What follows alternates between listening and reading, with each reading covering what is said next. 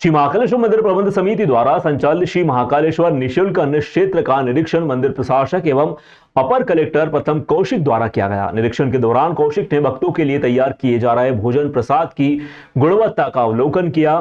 भोजन निर्माण प्रक्रिया में स्वच्छता व हाइजीन का विशेष ध्यान रखने के निर्देश दिए। उन्होंने यह भी कहा कि अन्न क्षेत्र में केवल ताजी और उच्च गुणवत्ता वाली सामग्रियों का ही उपयोग किया जाए। इस अवसर पर प्रशासक महोदय ने भोजन ग्रहण कर रहे श्रद्धालुओं से संवाद कर उनके अनुभव व सुझाव प्राप्त किए। श्रद्धालुओं ने बताया कि भगवान श्री महाकालेश्वर का भोजन प्रसाद स्वादिष्ट और संतोषजनक है। इसके पश्चात कौशिक ने श्री महाकाल अतिथि निवास का भी निरीक्षण किया। उन्होंने कमरों की स्वच्छता, सफाई व्यवस्था एवं अतिथि रजिस्टर का अवलोकन करते हुए आवश्यक सुधारात्मक निर्देश प्रदान किए। निरीक्षण के दौरान विशेष कर्तव्य अधिकारी सुरक्षा जयंत राठौर, निःशुल्क अन्न क्षेत्र प्रभारी मनीष तिवारी, उज्जैन विकास प्राधिकरण के उप अभियंत्री शैलेंद्र जैन भी मौजूद रहे।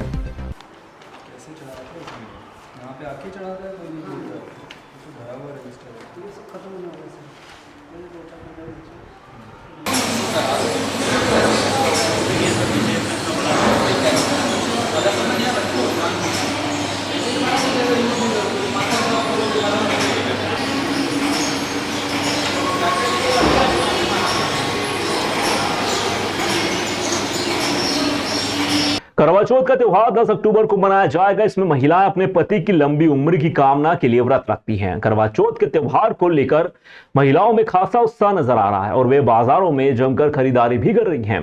खासतौर पर करवा चौथ के दिन महिलाएं अपने पति की लंबी उम्र की कामना के लिए व्रत रखती हैं और पूजा करती हैं। बाजारों में चूड़ियां, साड़ियां, मेहंदी व श्रृंगार के सामान की दुकानों पर महिलाओं की काफी भीड़ नजर आ रही है। फ्रीगंज व गोपाल मंदिर क्षेत्र में महिलाओं के लिए बाजार सज चुके हैं, जहां पर मिट्टी का छोटा घड़ा, दिया, छलनी व साज सज्जा का सामान, वहीं विभिन्न डिजाइन की चूड़ियां, बैंगल सेट, कंगन उपलब्ध हैं। महिलाएं चूड़ियां, साड़ियां, मेहंदी, श्रृंगार के सामान की खरीदारी कर रही हैं।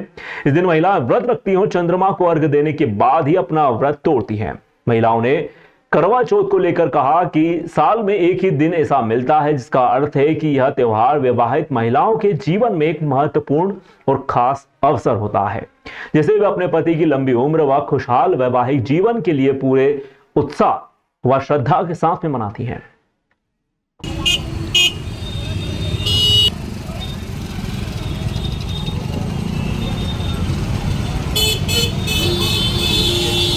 अलग अलग थैली थोड़ी है।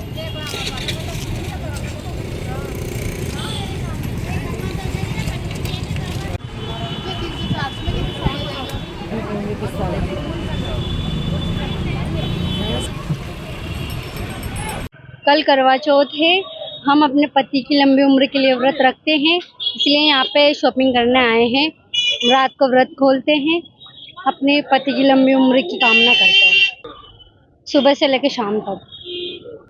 देवास रोड स्थित पॉलिटेक्निक कॉलेज पर संभाग अध्यक्ष जगन्नाथ बागड़े के नेतृत्व में संभागीय बैठक एवं सेवानिवृत्ति सम्मान समारोह कार्यक्रम का आयोजन किया गया। इसमें उज्जैन संभाग के पदाधिकारी व कार्यकर्ता बड़ी संख्या में शामिल हुए। कार्यक्रम शुरू करने से पहले बाबा साहब डॉक्टर भीमराव अंबेडकर एवं बुद्ध की तस्वीर पर माल्यार्पण किया गया। संभागीय सचिव विक्रम सिंह परमार ने जानकारी देते हुए बताया कि बैठक में अजाक संगठन की लंबी मांगों को लेकर चर्चाएं हुई और सभी ने अपने अपने सुझाव रखे। विगत दिनों सुप्रीम कोर्ट के मुख्य न्यायाधीश पर जूता फेंका गया। ऐसी घटना की अजाक कड़ी निंदा करता है और ऐसे लोगों के खिलाफ कड़ी कार्रवाई करने की मांग भी करता है। बैठक समापन के बाद सेवानिवृत्ति कर्मचारी मदन लाल गायकवाड़, कृषि विस्तार अधिकारी मदन लाल मालवी, पूर्व प्रिंसिपल केसी रावत, सांख्यिकी अधिकारी पीरू लाल मालवी एवं मान सिंह मेहरा पीडब्ल्यूडी विभाग को सेवानिवृत्ति होने के अवसर पर बाबा साहब की तस्वीर व पुष्पमालाओं, पुष्प गुच्छों से अभिनंदन किया गया। इस मौके पर एसके पिपरा, एनपी मालवी, मदन लाल चौहान, आनंदीलाल राठौर, बसंती पवार, माणकचंद संगुले, केशर देवी आदि बड़ी संख्या में लोग मौजूद रहे। बाबा साहब अम्बेडकर अमर रहे, जब तक सूरज चांद रहेगा, जब तक सूरज चांद रहेगा, क्या कौन करेगा? हम करेंगे। आजाद से एकता जिंदाबाद, जिंदाबाद, आजाद से एकता जिंदाबाद, जिंदाबाद। आवाज दो, हम एक हैं। मध्य प्रदेश अनुसूचित जाति जनजाति अधिकारी कर्मचारी से उज्जैन संभाग की इकाई द्वारा सेवानिवृत्त अधिकारी और कर्मचारियों का सम्मान समारोह आज आयोजित किया गया, जिसमें हमारे 5 वरिष्ठ अधिकारियों का सम्मान हमने किया। आदरणीय ML गायकवाड़ साहब, आदरणीय मान सिंह मेहरा साहब, आदरणीय पीरूलाल जी मालवी साहब, आदरणीय मदन लाल जी मालवी साहब और डॉक्टर KC रावत जो हमारे बीच में है, उनका स्वागत हमने किया है। कार्यक्रम की अध्यक्षता हमारे SK पिपरा साहब ने की, जो राष्ट्रपति संघ के अध्यक्ष हैं।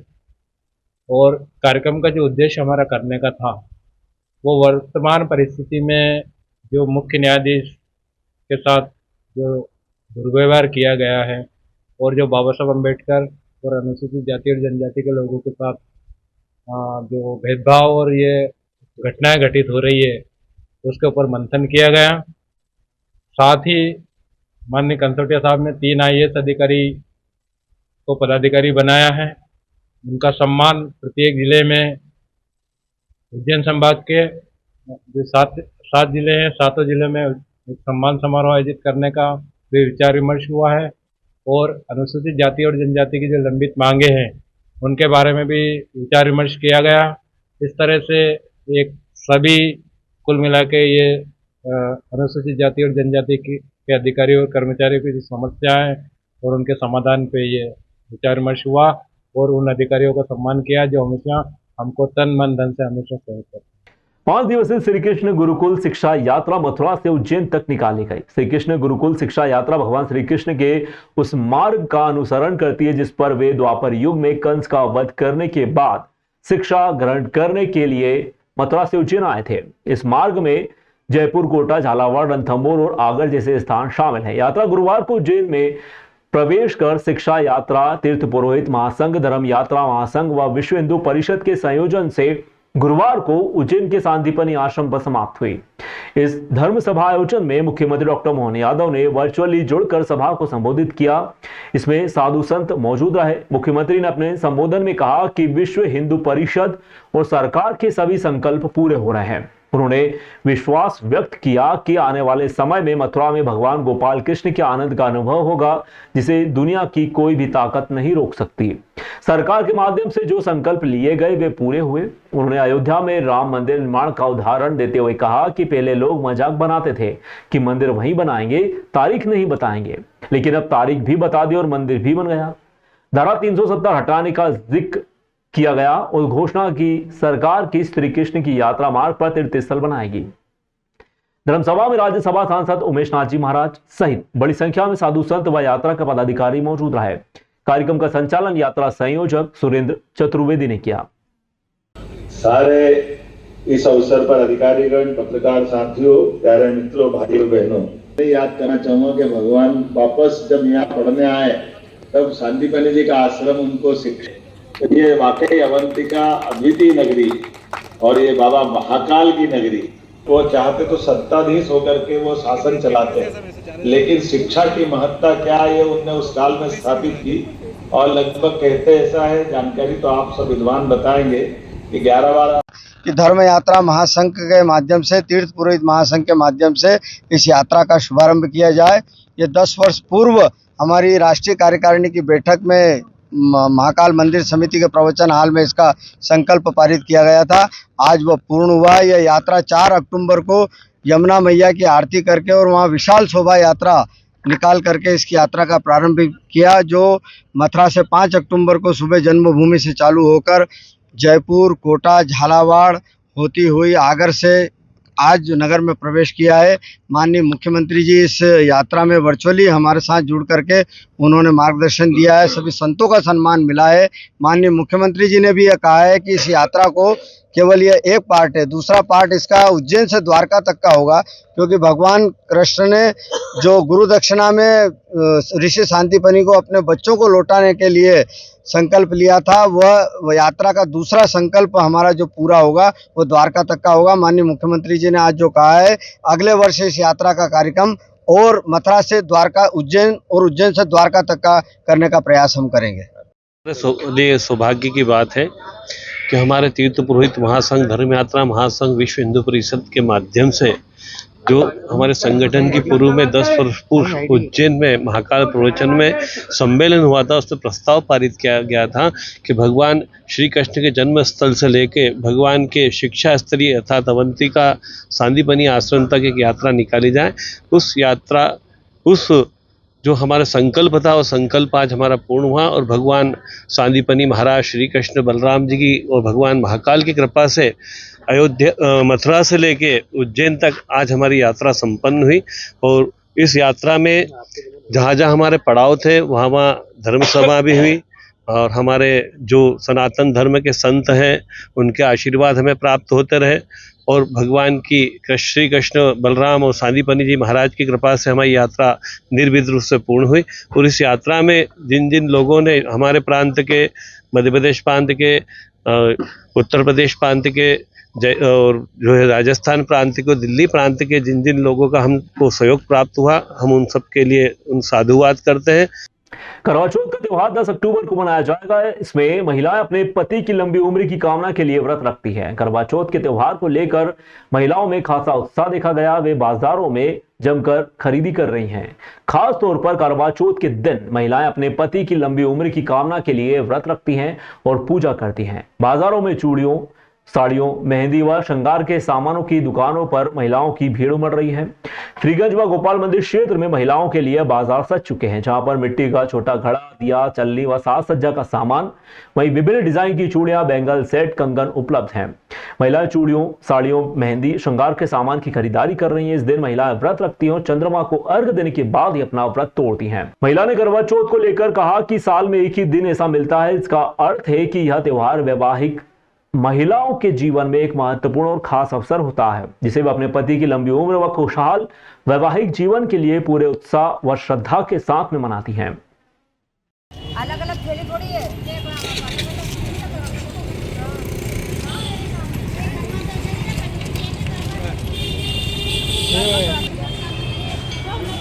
15 दे दो।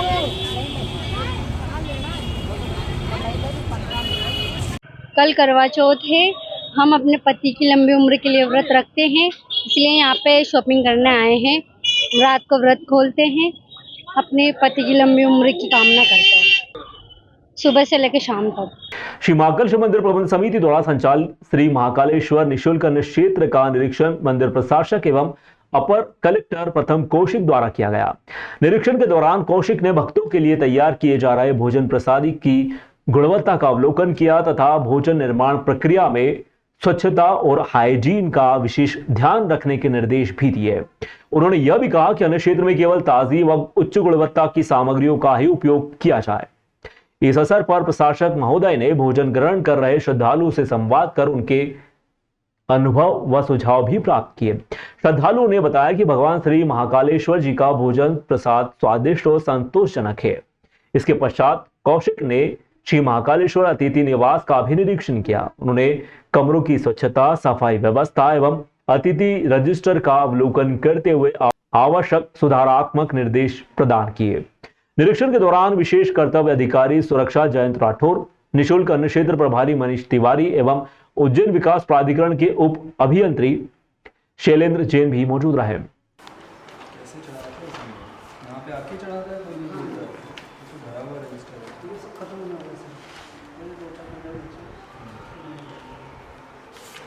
उज्जैन नगर निगम की स्थायी महिला कर्मचारी सजनबाई गोसर, पत्नी स्वर्गीय शांतिलाल गोसर पिछले 2 से 3 महीनों से नानाखेड़ा बस स्टैंड पर खुले आसमान के नीचे जिंदगी काटने को मजबूर हैं। सजनबाई की तबीयत लगातार खराब रहती है। उनका घर परिवार अब सड़क पर आ चुका है। एक बेटी रानी गोसर मानसिक रूप से अस्वस्थ है और बेटा जितेंद्र गोसर कभी प्राइवेट मजदूरी तो कभी भीख मांगकर अपनी मां और बहन का पेट पालने की कोशिश कर रहा है। सोचिए, नगर निगम की स्थायी कर्मचारी जो कभी शहर की सेवा में लगी रही, आज खुद शहर की गलियों में दर दर की ठोकरें खा रही हैं। नानाखेड़ा बस स्टैंड परिसर में परिवार की स्थिति, स्थानीय लोगों का कहना है कि वार्ड 28 के दरोगा और जमादार सहित कुछ जिम्मेदार लोगों पर पैसों की मांग और दबाव बनाने के आरोप हैं। बताया जाता है कि अगर कोई कर्मचारी अपनी तनख्वाह से 5, 7 या 8 हजार रुपए काट कर देता है तो उसकी पगार रिलीज कर दी जाती है। यानी नियमित पगार के लिए भी रिश्वत का खेल चल रहा है। सवाल यह उठता है कि क्या उज्जैन नगर निगम को अपने ही स्थायी कर्मचारियों की हालत दिखाई नहीं देती?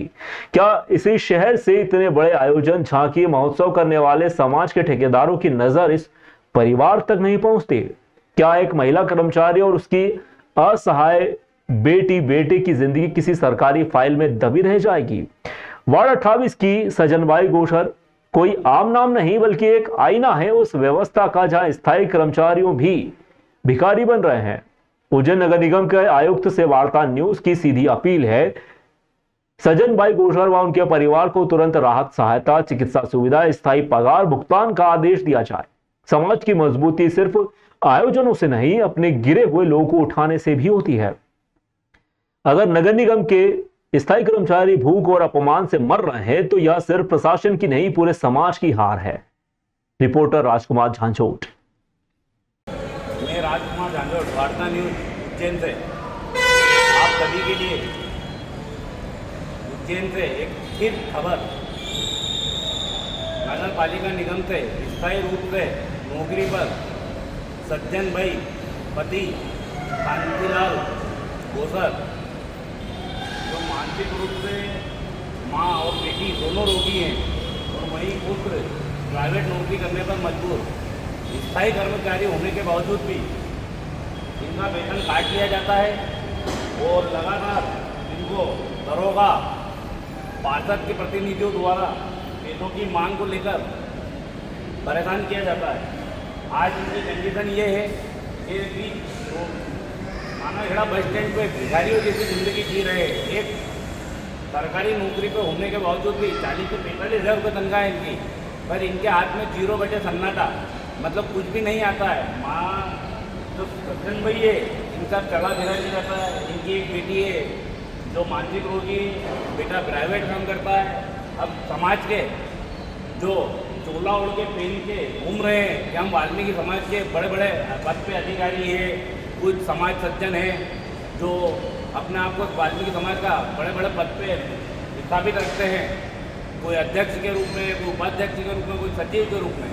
आज मैं उनके सबके सामने कि आईना दे रहा हूँ और नगर पालिका निगम से भी ये मैं कहना चाहता हूँ कि स्थायी लोगों को अगर किसी प्रकार की बीमारी या किसी भी प्रकार से काम करने में वंचित रहते हैं तो उनकी मदद करें, ना कि उनको इसे रोड पे कर दें कि वो अपना घर छोड़ के भिखारी जैसी ज़िंदगी जीने पे मजबूर रहें। और जैसे कि माननीय मुख्यमंत्री जी CM मोहन जी यादव से मैं निवेदन करता हूँ कि इनको आवास योजना के अंतर्गत एक मकान दिलाया जाए जिससे ये अपने पूरे परिवार को पाल सकें और इनकी जो नौकरी है वो इनके पुत्र जितेन को दी जाए ताकि वो काम कर सके और अपने परिवार का भरण पोषण करे। सज्जन भाई गोसर, कौन से वार्ड में काम करते हो? Ward number 28। Ward number 28। दरोगा का नाम? दरोगा का नाम था पहले लखन डागर, अब दूसरा किया। लखन डागर है ना? अब वो चेंज हो गया दूसरा। अच्छा, और यहाँ पे क्या कर रहे हैं आप लोग? यहाँ पर क्या कर रहा है, तनख्वाह पूरी काट दी तो हम भिखारी तरीके बैठे हैं, भीख मांग के आ रहा है। अच्छा, और ये आपकी कौन है, ये जो इधर है? हमारी बहन है। बहन है, ये शुरू से थे? शुरू से अपंग है, चलने की नहीं। अपंग है। इनका नाम? सजन भाई गोसर शांतिलाल। बच्ची का? रानी गोसर। और आपका? जितेन गोसर। जितेन गोसर। अच्छा, ये कितनी तनख्वाह कटी भाई की? पूरी 40,000 रुपये काट दी। किन्ने? ये लखन डागर थे। आप काम पे नहीं गए थे क्या? काम पे जा रहे थे, इनकी अभी इनकी रात का सर्टिफिकेट खराब थी, चक्कर में काम पे नहीं गया तो पूरी तनख्वाह काट दी। अच्छा, और आपने इसकी शिकायत करी कहीं? कहीं नहीं करी, अभी अपन फुटपाथ पे बैठे थे। अच्छा, आपको किराएदार ने भगा दिया क्या? पैसे नहीं दिए तो किराएदार ने भी भगा दिया, बोले जाओ खाली करो। कहाँ रहते थे किराए से? पवासा मल्टी। पवासा मल्टी में। हाँ, तो भाई साहब बताइए कि आप यहाँ पे पिछले 2-3 महीनों से जो ये ज़िंदगी जी रहे हैं इसके बारे में। आपकी माता जी का नाम? सजन भाई गोसर। और कौन से वार्ड में काम करती हैं? Ward number 28। और ये जो आपकी बहन है ये मानसिक रोगी है? अच्छा, आप यहाँ पे क्या काम करते हैं? गाड़ी घोड़ा धो के अपना जीवन पाल रहे हैं। और मकान? मकान भी नहीं आपके पास। तो आप सरकार से क्या मदद चाहते हैं? नहीं, तो सरकार से आपको आवास योजना में मकान दिया जाए तो आप रह लेंगे उसमें? रहेंगे। और आपकी माता को अभी आप कैसे पाल रहे हैं यहाँ पे? था, बस वो धोखे गए थे। अच्छा, आपको जो माता जी की तनख्वाह है वो इस बार मिली? नहीं मिली? 2 महीने से नहीं मिल रही। 2 महीने से तनख्वाह पूरी कट गई है। इसके बारे में आपने शिकायत करी निगम आयुक्त को? बोला था बोले फार्म भर देंगे, फार्म तो भी नहीं भरा। फार्म भरने का बोला था? हाँ, छुट्टी का फार्म देता नहीं, छुट्टी बाकी है भी। छुट्टी। तो आप क्या चाहते हैं कमिश्नर साहब से? तो कैसे डलवाया जाए, मिले हमारे। ठीक है, आपका संदेश मेरे द्वारा, मेरे चैनल द्वारा मैं कमिश्नर साहब आयुक्त को पहुँचा के रहूँगा। मैं राजकुमार झांझोट, वार्ता न्यूज उज्जैन से। नगर निगम के अमले ने आज सुबह वार्ड क्रमांक 48 क्षेत्र में आवारा पशुओं को पकड़ने की मुहिम शुरू की। श्री रामनगर, मानसरोवर व साई मंदिर क्षेत्र में घूम रही लगभग 10 से 11 गायों को सुरक्षित तरीके से पकड़कर निगम के गौशाला परिसर में पहुंचाया गया। उज्जैन नगर निगम के नेतृत्व में हुई यह कार्रवाई नागरिकों की सुरक्षा और यातायात व्यवस्था सुधारने के उद्देश्य से की गई है। स्थानीय रहवासी निगम की इस पहल से संतुष्ट नजर आए और शहर हित में इसे नियमित अभियान जारी रखने की मांग की।